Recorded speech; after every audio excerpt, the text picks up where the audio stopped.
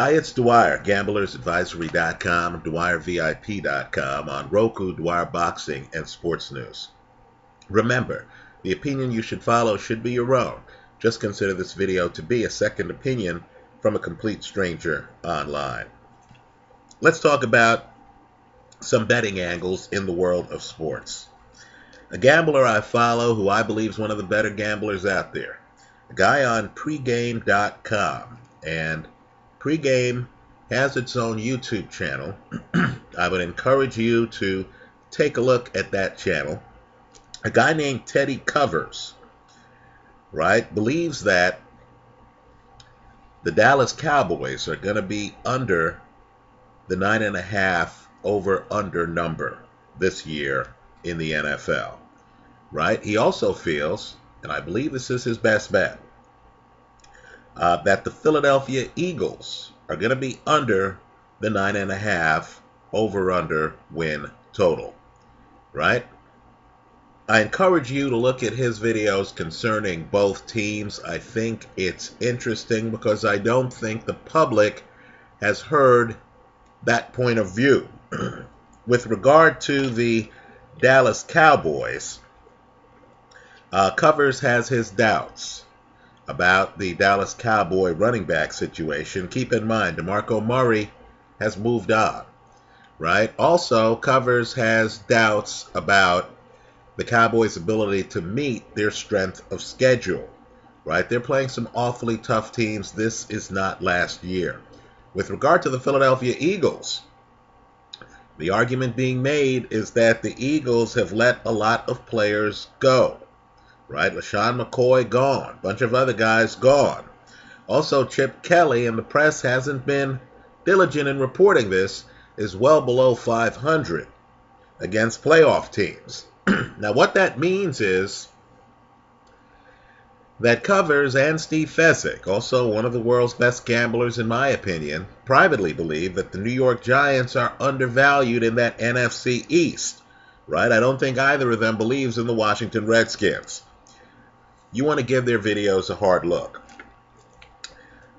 Staying in the NFL, the Tom Brady appeal. I told you here online, there's a video posted that Brady was going to lose his appeal, that it was a dog and pony show, that showing up with a haircut and a new suit and saying the same old foolishness, which is that, hey, look, you know, I was just being friends with the clubhouse attendants. I have no idea where they got the idea that I preferred deflated footballs. My calls around, you know, the Jet game, etc., were just coincidental. The fact that I gave clubhouse guys signed memorabilia, that's just coincidental. I told you that wasn't going to fly. That's public relations to placate New England Patriot fans. That's not a real appeal. Well, now we're hearing that the NFL Players Association, right, is trying to make a deal with the NFL, and they've offered the NFL, according to reports, a settlement where Brady would just pay a fine, right? Wouldn't miss any games, right? Everyone would save face. Brady gets penalized. He doesn't miss any games. His team doesn't get hurt on the field. And Roger Goodell, to his credit, isn't going for it. Right? In fact, the NFL's taking a harder line than that. The Players Association claims that if there's any missed time in the Brady sentence, they're going to take it to federal court. So now you have the league not issuing a ruling. Right? They're literally taking their time. Right? The idea is, hey, if you're going to take us to court, we're going to take our time. We're going to increase the level of uncertainty the New England Patriots face going into the season, right? If Tom wants to get real with us, obviously there's no doubt in the league's mind that Brady had a hand in the deflation of the footballs, right? Because it'd be easy for the league to say, you know what, Brady wins his appeal, right? We can't tie him to this. Let's just get on with life. Tom, we'll see you opening day. That's not what the league's doing. The league's going in a different direction. right? The league's attitude is, hey, you messed up, Tom. You effed up, so to speak. Right, Tom? You messed up. You're going to do some time. Now, if you're going to threaten us with lawsuits, we're going to take our time. You want to drag this out? We'll drag this out. Right? Now, I know there's some Patriot fans out there saying, please drag it out. We don't want Tom to miss any time. You really think having Tom in the locker room with the guillotine over his head with the threat of, a suspension, a failed lawsuit hanging over the team for the next year is going to be the kind of atmosphere that Bill Belichick and Robert Kraft want? So let's hope the Brady folks stop the dog and pony show. Stop insulting our intelligence. If I were Tom Brady, the deal I would reach with the league would be, and this is really for PR purposes, because I personally believe Tom's guilty of sin, right? The deal I would work out is I would say, look, I want these locker room attendants to get their jobs back. Right? Why is it that the little guy always gets hurt? I want the little guy to get their job back. And then, so my team can put this behind them, I'll accept whatever punishment the league doles out. The league at that point can say, okay, you know what? As part of this settlement, we'll reduce the 4 games to 2 games. The way I see it, Tom Brady should have been suspended at least 8 games. There are many of you in towns right now who had your playoff possibilities negatively impacted by the illegal deflation of the footballs in New England. Right? Keep in mind, the Patriots played a lot of these teams. The Patriots won some close games. Right? There are people in Baltimore watching this video right now who really have to wonder, were the balls properly inflated during that playoff game that was decided by less than a touchdown? All right, let me shift gears to boxing. In fact, before I get to boxing, let's just talk about the best bet on the board in sports. Right? This channel is really a gambling channel. I'm going to split off a non-boxing gambling channel here on YouTube shortly. But this really is a gambling channel. I know boxing kind of dominates it, but in my opinion, the best bet in professional sports right now is a bet on one of the most dominant athletes I have ever seen in my life. And let me just point out right now, she's in her prime doing great things. And that's a bet on Serena Williams to win the U.S. Open. Somehow, Las Vegas casinos, believe it or not, are giving you better than even money on this. They're giving you a plus 125. Now, let's be clear here. Serena Williams is trying to win the calendar year Grand Slam. This is legendary stuff. Hasn't been done for a generation. She's trying to win the calendar year Grand Slam. You want to know how up on her game she is? This year she's 37-1 on all surfaces. On a hard court, which is what they play the U.S. Open on, she's unbeaten. She's 17-0. Who's her competition, folks? In Wimbledon, on grass, she just beat Sharapova. She just beat Azarenka. Right? My point to you is, her real competition will come from long shots, like the Garbine Muguruza woman who she faced in the Wimbledon finals.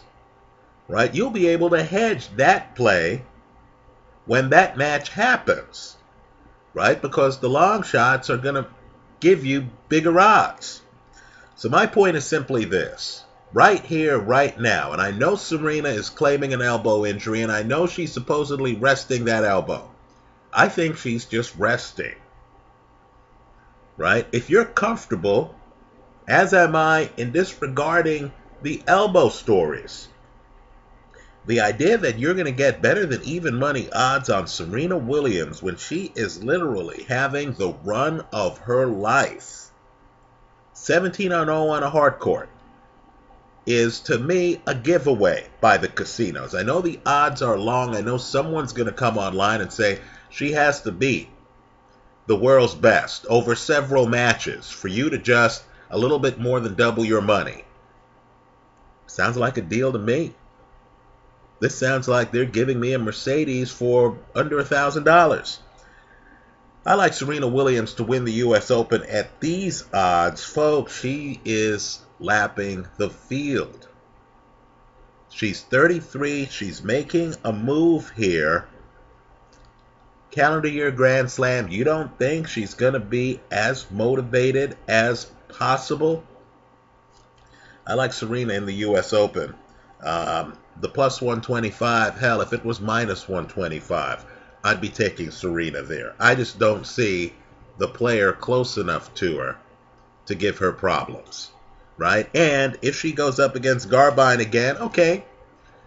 Garbine has beaten her in the past, even though Serena's won the last 2 matches. I'll be there hedging the play. But all I'm saying is the odds on Garbine would be so long that that's an EG hedge, especially when I'm getting better than even money on Serena simply to win the tournament. Now let's talk boxing. You know, we the fans shouldn't be insulted. Right? I'm going to call out even superstar boxers who are just playing a media relations game. Right? You know, in the hopes of convincing fans that things exist that don't exist. Let's call out, in fact, let me throw a red flag. In fact, I'm going to pick up my catch-up because it's red and I'm going to pretend to throw it. Maybe I should take off the shirt and just throw it. I'm going to throw a red flag right here on Gennady Golovkin. Now understand, Golovkin wants Andre Ward, who, in his comeback, hasn't yet fought at 168. Understand, Andre Ward fought Paul Smith above 168. Right? That fight was at a catch weight. We're even hearing stories about Andre Ward possibly trying to fight at 175 against Kovalev. Right? A fight that I personally believe would be a mistake, but that's another story. Right? Andre's working his way down to 168. Keep in mind, this is a guy who had surgery, who had been out of the ring for a long time before he got back against Paul Smith. So, Gennady Golovkin now saying, I want Andre down at 164. A weight he hasn't fought at for years. For years. Right? Is nothing more than Golovkin trying to fool you, the boxing fan, into believing that he's calling out Andre Ward. That's a farce. Right? That's a farce. All I'll say is, Gennady, if you want Ward's title at 168, fight him at 168. Even 168 is a weight that Ward hasn't made for a long time. Right? This dog and pony show where he's supposed to now lose 4 additional pounds is ridiculous. Right? It's absolutely ridiculous. Also, the Golovkin people are saying, who has Erislandy Lara fought to warrant a fight against Golovkin? Come on now. Give us a break. Didn't we just see Lara in the ring against Canelo? I thought he won that fight. I'm not going to go by the judges' scorecards. My own 2 eyes told me that fight was competitive. Didn't Lara beat Alfredo Angulo when he was Alfredo Angulo? Ridiculous. I'm throwing a red flag on the Golovkin team, a team I respect greatly. Right? I'm a fan of Abel Sanchez. But come on. There has to be a time where fans say enough of the PR spin. If you're going to make real fights, go ahead and make them.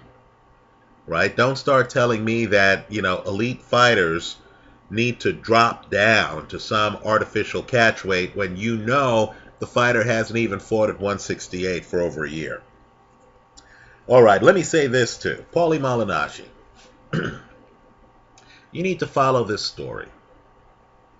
Malignaggi has called out a superstar fighter, and Malignaggi has been blunt in saying that in his opinion, this superstar fighter was used performance-enhancing drugs. I'm not going to mention the fighter's name here because I want you to investigate it. Now, let me be clear on PEDs in boxing. You know what? In my opinion, it used to be rampant.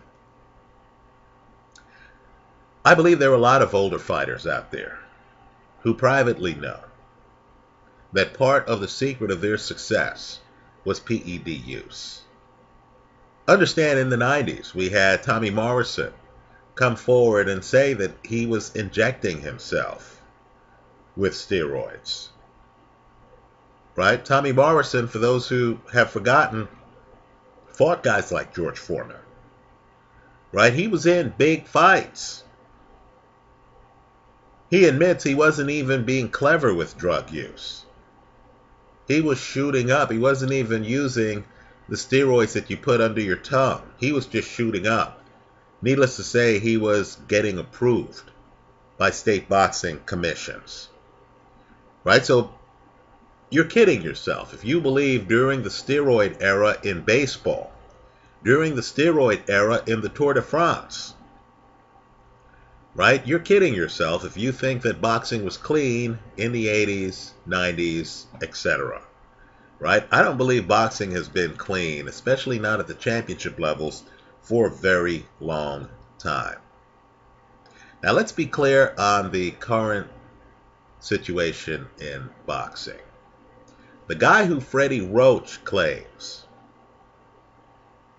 was shady, right? Freddie Roach's word.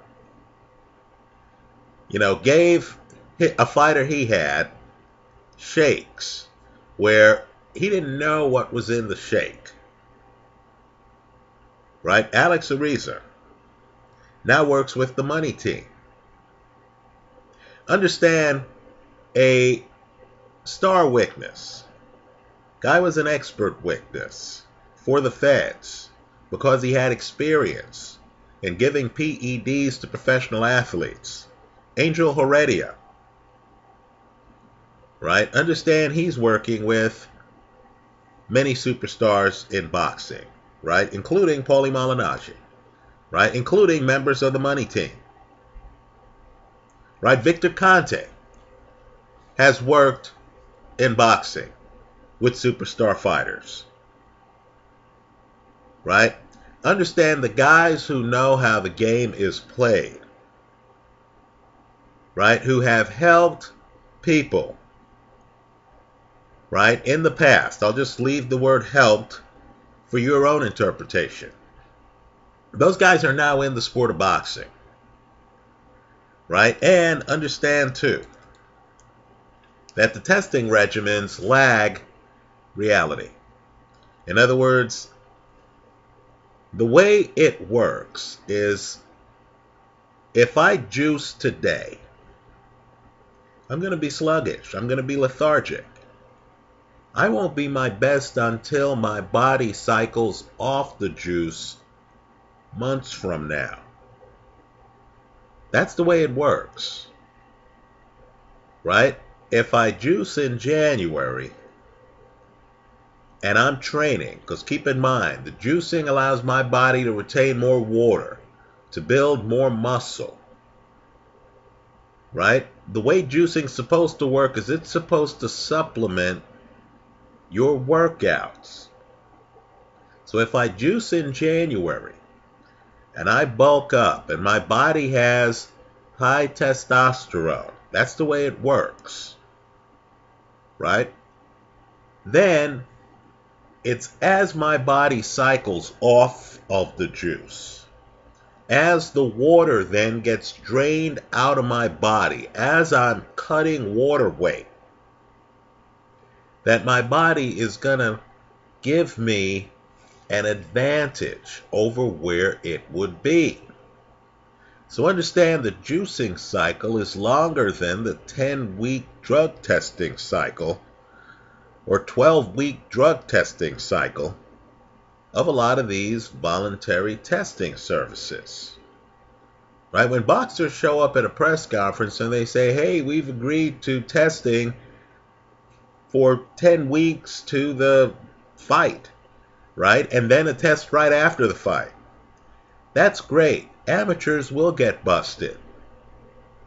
Multi-million-dollar pros, anyone who has the kind of money to hire the kind of skilled professionals, out there, they're going to be able to beat the test.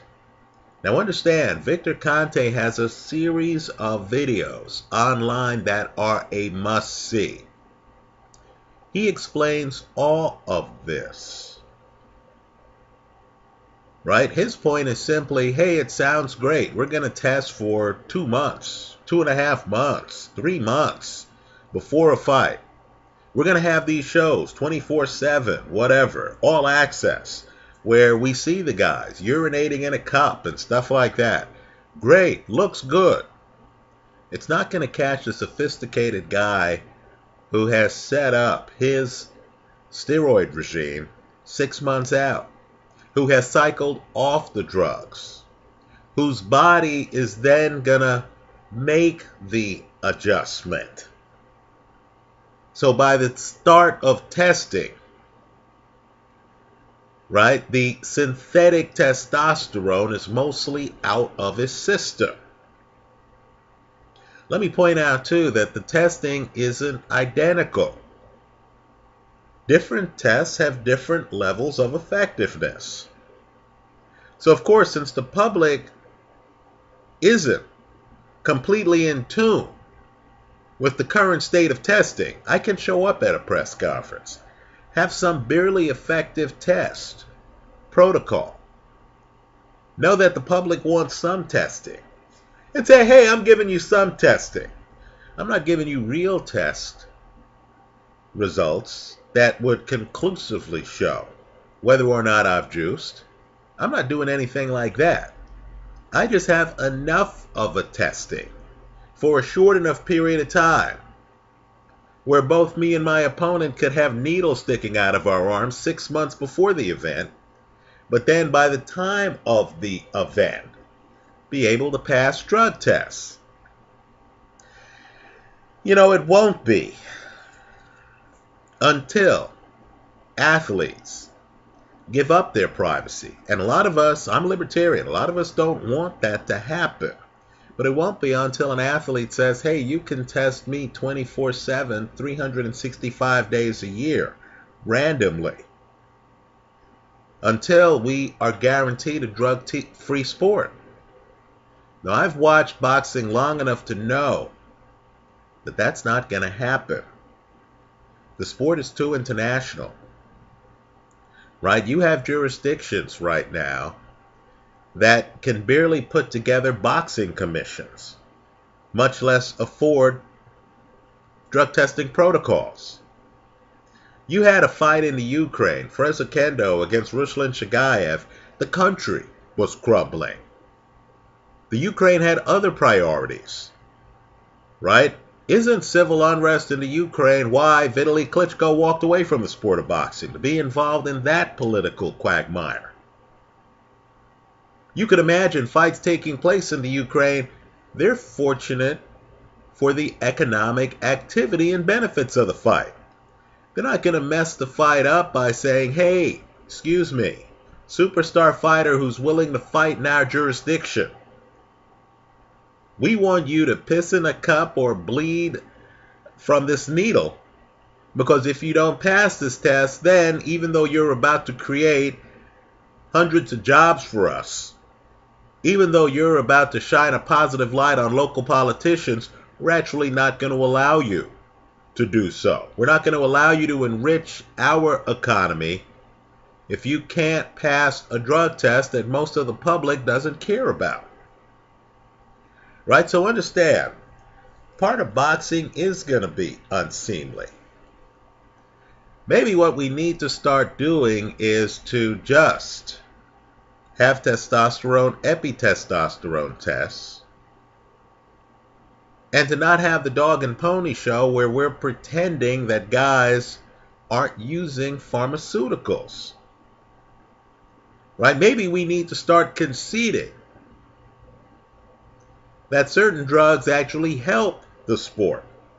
Right? Marijuana, as Tor Hamer I'm sure well knows, that's another story, but marijuana actually helps you recover from concussions.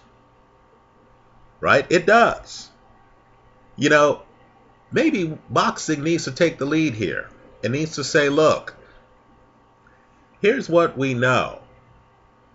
The testosterone, epitestosterone ratings were this on fight night, and were this 3 months before the fight.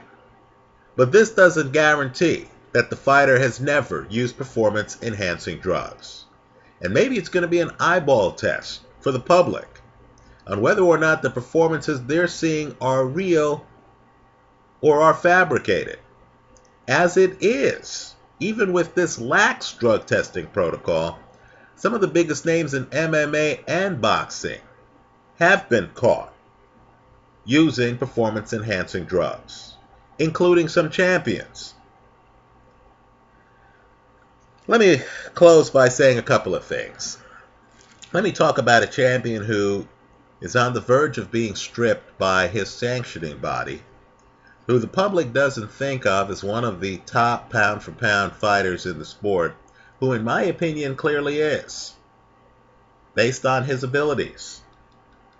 Right? Demetrius Andrade. Remember that name. I'll agree, he hasn't yet fought the big names. Right? But you're talking about very rare hand speed and athleticism. You're talking about a guy who did beat Vanis Martirosyan, who is, in my opinion, one of the tougher matchups in the sport. Now, Andrade wanted to fight Anthony Mundine. Now, understand, I believe Mundine would give Floyd Mayweather a much tougher fight than Manny Pacquiao would on Pacquiao's best day. Right? Longtime subscribers here know I was not surprised to see Floyd Mayweather beat Manny Pacquiao. I believe Mundine, who's bigger, who's savvier, who's more defensive, who's far more two-handed than Manny Pacquiao, would be a tougher matchup against Floyd Mayweather. Right? But, let me say, I think Mundine would have been in trouble against Demetrius Andrade. I believe Andrade is one of those jewels you need to keep an eye on in boxing. Whether he gets stripped of the belt or not, just understand the talent level. I think Andrade's made some mistakes. I'd love to see Andrade take his hand speed and his skills on a tour of the middleweight division.